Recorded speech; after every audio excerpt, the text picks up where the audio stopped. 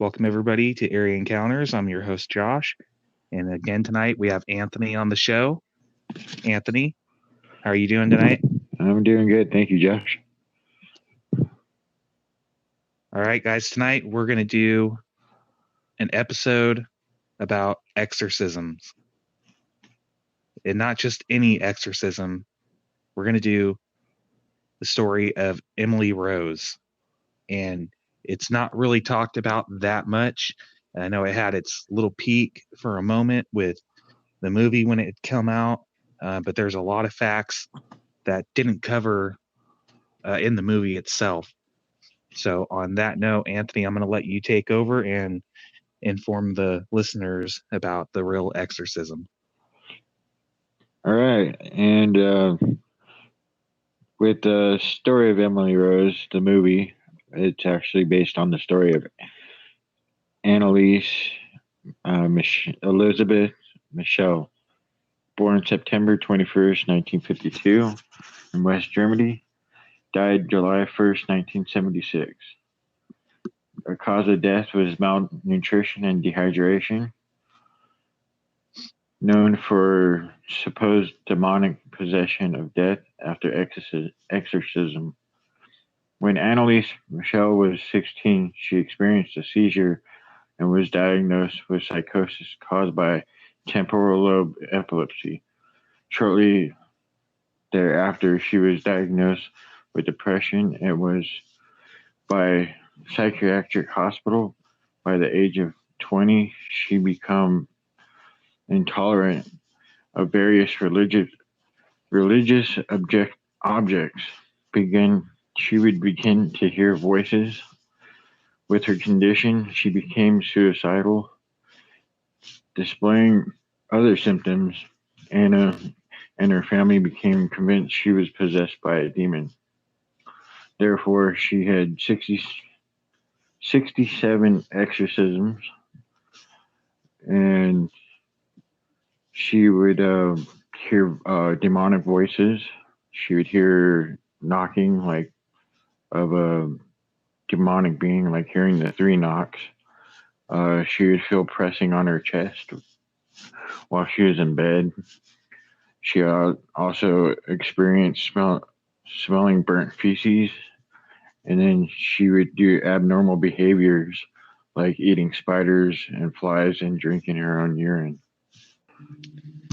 So one thing I want to throw in here is like you can find this on YouTube. I found, actually Anthony pointed it out to me when we were talking about doing this episode. I found some audio recordings of some of the possession and the exorcism that was happening. Now they get one name wrong, and they say it's Hitler as one of the demons that notify themselves on there, and that's just somebody on YouTube that completely fucked up. That's not even true. These are the names of the demons that had shown themselves during the exorcism. One of the names is Cain, another one is Judas, another one is Legion, another one is Nero, another one is Lucifer, and the other one is Bela or Belai. So there's no Hitler in there. These are the priests on document saying that these were the names that were given to them during the exorcism, throughout the whole 67 exorcisms that they performed. I do have some audio clips of that. I could play now, or we could play in a little bit. Should play it now. You want to play it now? Okay. Yeah. All right. Let's see if we can get this. So I'm doing this over the computer. Can you hear that? Yes. Okay.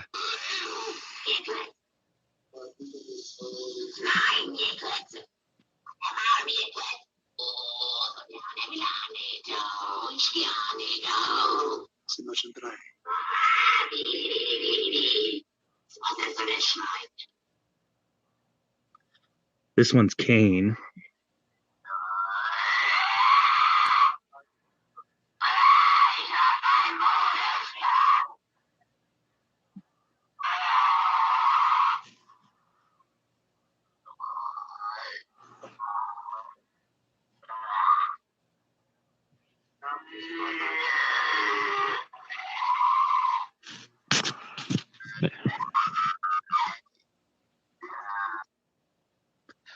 So, I mean, there's a lot more. There's like 3 more minutes worth of audio. I'll probably play a little bit more of it further on in the podcast. But when you listen to somebody that is going through an exorcism and they're convulsing and the tone of their throat and like their voice, you could tell when it's fake and when it's real. And this one, I firmly 100% believe is real. I believe it's real. Because with each different entity that was presenting itself, her chords were going up and down in different tones. Yes, it still did sound raspy and gritty, but there was a difference in each and every one of them.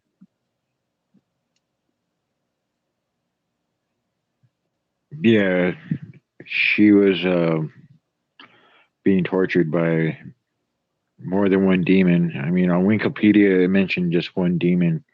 I believe she was tortured by multiple demons. Yeah, I believe so too. And I believe that's ultimately what led to her death. And I know the malnourishment was ultimately what led to it, but the demons just were not letting her take in anything. They had also said that, and they didn't mention this in the movie either. And again, this is Hollywood we're talking about. They like to put in, what draws the money and change things around. But she had a problem to where she couldn't even like move. She needed assistance moving and getting up out of bed, and her legs were broken from like twisting and converting like her legs in like awkward positions and ways. And they said that it was led to her praying so much on her knees because of her religious beliefs and upbringing was Catholic. And she would go and to church twice a week and pray for several hours. And they also said that it was due to her legs being broken. She was abusing her own body, and like she would jump up and like slam herself down on her knees and jump up from her knees without using her arms to like push herself up. I mean, think about that when you're on your knees. Supernatural force. Yeah. And you're trying to stand up from your knees. To get up from your knees, you usually are grabbing something or pushing yourself up with a hand. But she was not doing it slowly. She was just bouncing up and then landing on her feet and then bouncing up in the air and then boom, right down on her knees. She'd hit her head against the wall. And also, too, she would do, like I said, eat spiders and drink her own urine. They said that when they took her to the church, to the shrine, that she said that she felt like her feet were burning. She couldn't look at like saint pictures or like any porcelain figure of like the Virgin Mary. She would feel burning. And before they even did the exorcism on her, they had turned them down several times through their local church because they insisted that she just needed to continue to seek the medical help she was getting. And after so many years of her taking pills and, the, I guess you could call it, psychotic medication, it wasn't helping. It wasn't improving anything. Uh, she even had been examined so many times that there was no proof showing that she was suffering epilepsy and schizophrenia issues, which is what was first claimed. And then it finally got approved for an exorcism to happen. And the exorcism went on for a year, very close to a year. Yeah, for like a year. It's crazy. It's, I know a lot of people are not believers in demonic possessions or even just evil presence, but I definitely believe it's real. There's always a good and a bad to a side of, something. And, Their job is to this is torture the body and soul. Yeah, this is the kind of stuff that, we mention about all the time. You got to be careful. You have to be careful on what you do and how you open up yourself to things and leave yourself open and vulnerable. And I mean, this is somebody that went to church, grew up very religious, and it's documented. And ultimately, they ruled it as, on the parents and the priest of murder. But I don't think that's what happened at all. And this is also a different time now. If a case like this happened and went to trial, it very well could be, approved and, with the evidence that this is real. And that's just started changing within the last 30 years. 67 exorcism sessions.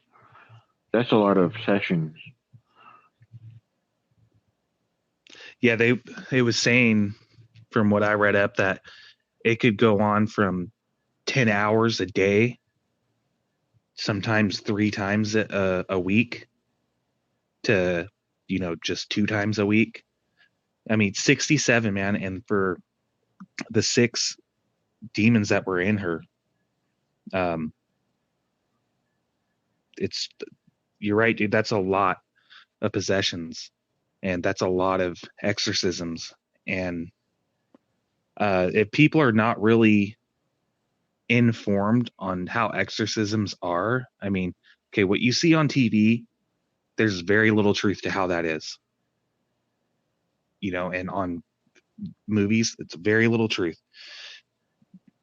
You guys really need to look into the research and the history of it and how it's done. It is a very brutal, long process.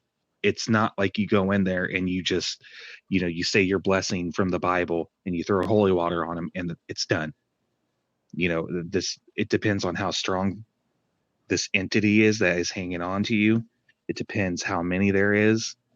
It depends if they're even willing to let you challenge it.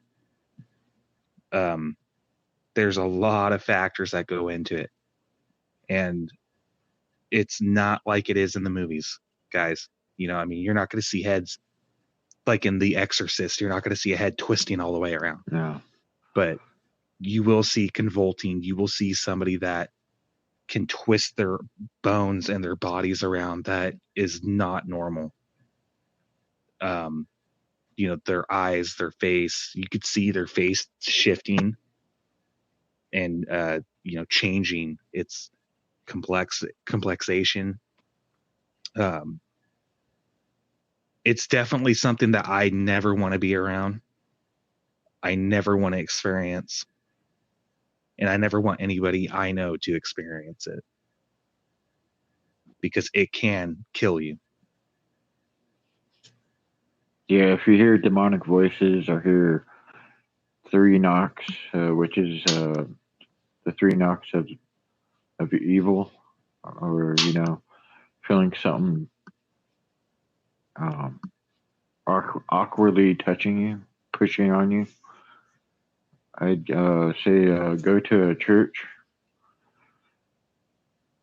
talk with the priest.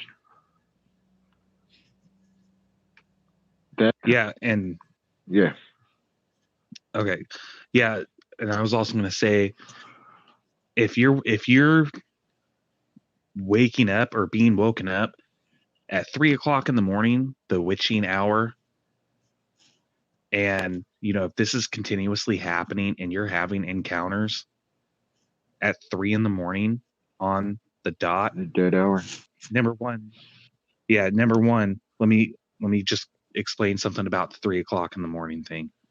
3 o'clock in the morning, that's the way that within the satanic side of the world, or the spiritual world, it's mocking the death of Jesus Christ, because Jesus, when he died, it was at 3 p.m.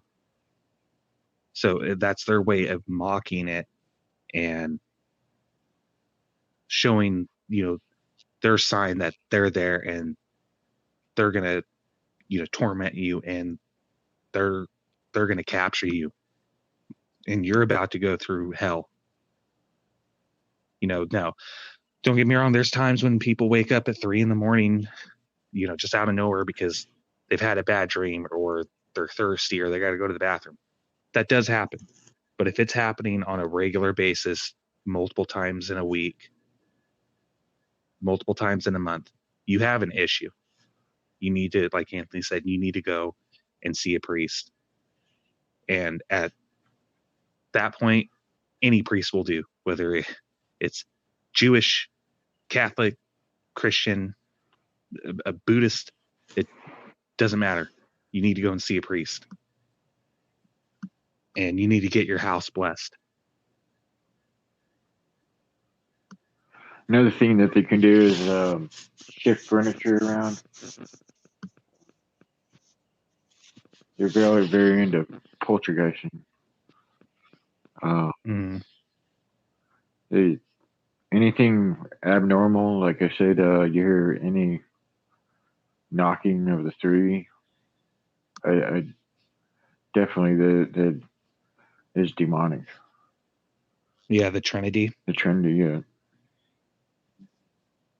Yeah, in my opinion, if you are experiencing anything that is demonic, I mean, I've mentioned it before, man, like with exorcisms, you don't really hear too much about it within the Christian uh, culture, but with Catholics, and especially in Rome, it's very, very well known and very heard of there.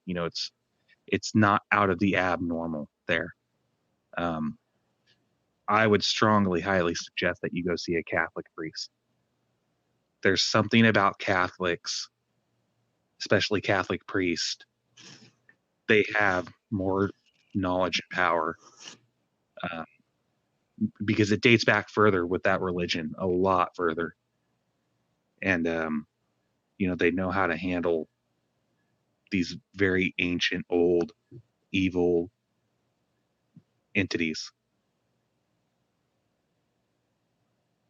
And that's coming from a guy that's not Catholic. Being Catholic, it's we've always kept holy water around. Holy water is really powerful. And the rosemary beads. Yes.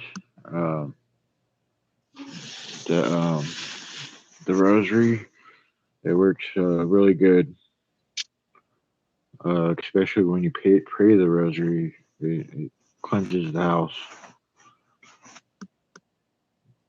On the recording that I still have up here of the audio, I found a link that had it translated into English, and it kept bringing up, rosary and how rosary was powerful. Yes, the rosary is very powerful. They do not like it. They do not like holy water.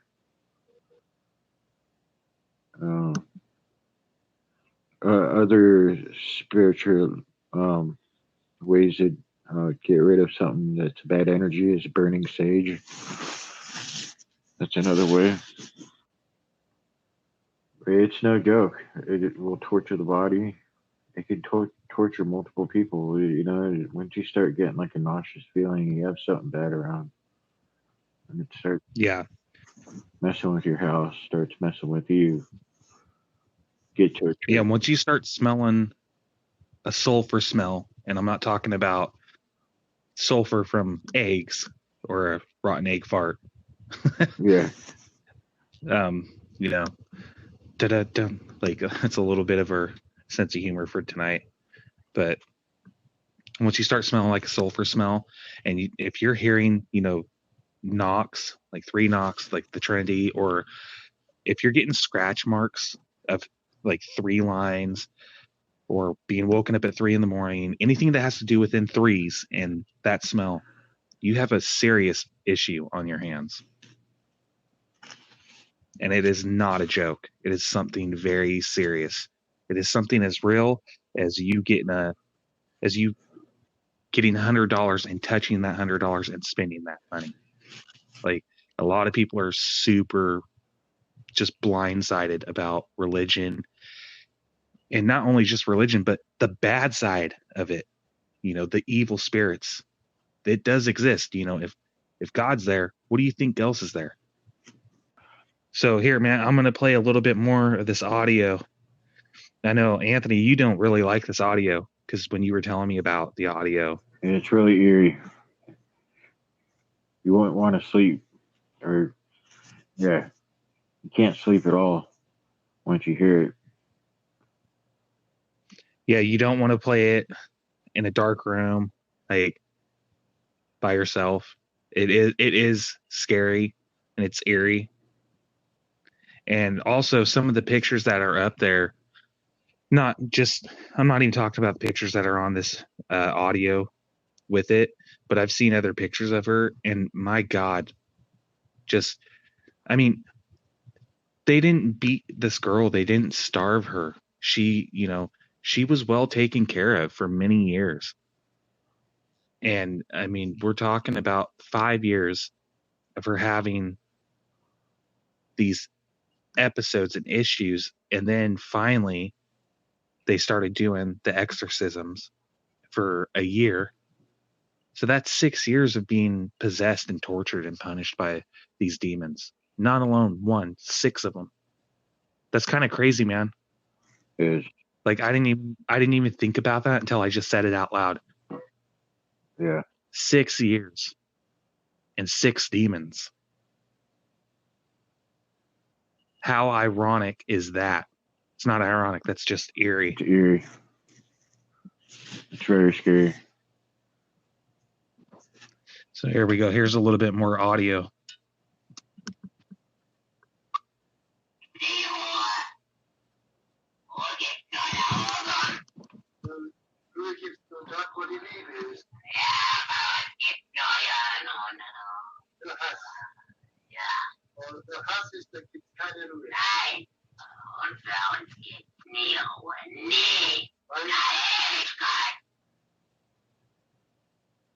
Here's some more.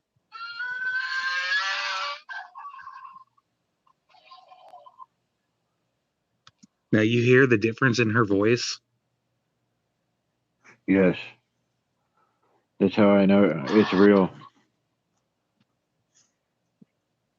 Here's some more of it.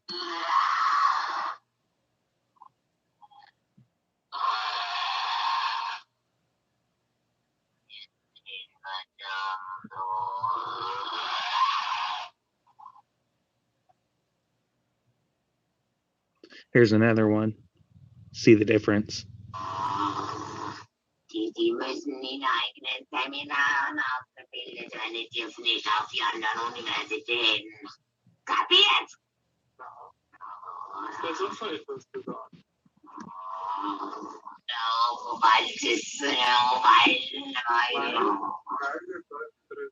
I mean, He's speaking Latin with it.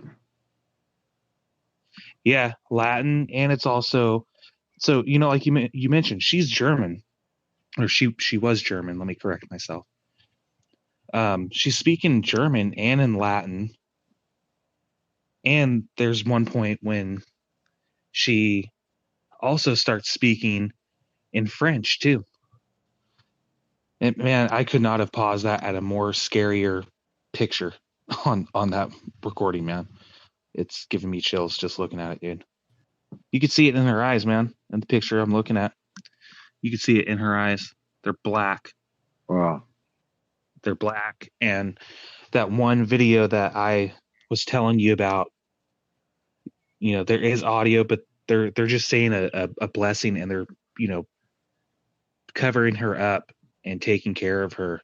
And then once she leaves, or once they leave, she's just a very, very demonic laughter starts happening.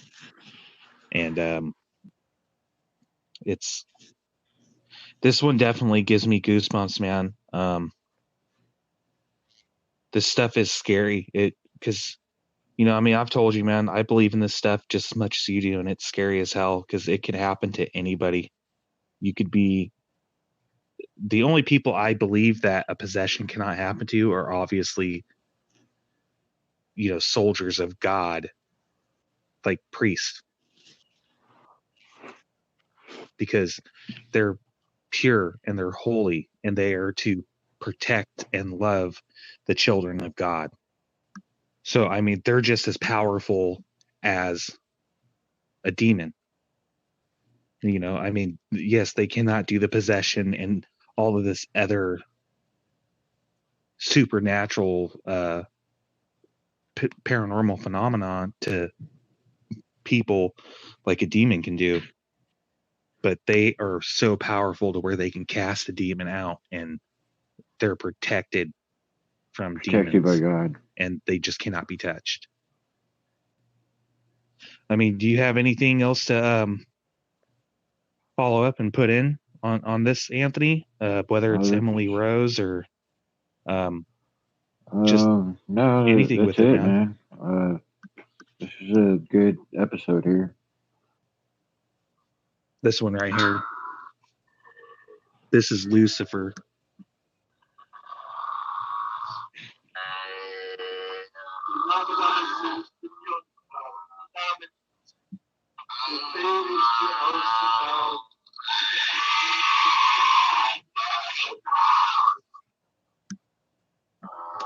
Yeah, just how different her voice changed. Yeah, it's really on spooky. That one. Yeah, I mean, a tragic thing that happened to her. It's very unfortunate, but I do believe it is very real. I do not believe that her issue was that she was, epilepsy. Okay, I can accept epilepsy. That's fine. But epilepsy does not lead to what happened to her. And she would have been having a lot more attacks with the epilepsy because she had stopped taking medication after some point in time. And I don't believe that this is schizophrenia or some of the other disorders that they diagnosed her with, because on her death, they had her brain checked, and her brain actually was completely fine. It had no signs of epilepsy or schizophrenia or any of the other diseases that they diagnosed her with. Yeah, that's crazy. Now that's some shit, man. Yeah, I believe it's very much a possessed situation instead of an insane, her going insane. I think she was possessed. I think so too. On that note, guys, I have nothing else to go on with this one. This was a good episode. I want to thank everybody for tuning in and joining us, and thank all of our listeners for supporting us. Continue to keep supporting this, guys. And if you can, make any donations that you're able to help us put out more episodes and better episodes for you guys. And as always, you can get into contact with myself or Anthony at oneeerieencounters@gmail.com. You could share your guys' own experiences. Maybe give us an invoice if you want to be a guest on the show. And also let us know what you guys want to hear, what you guys want us to cover. Until then, we're going to sign off and see you on the next episode, guys.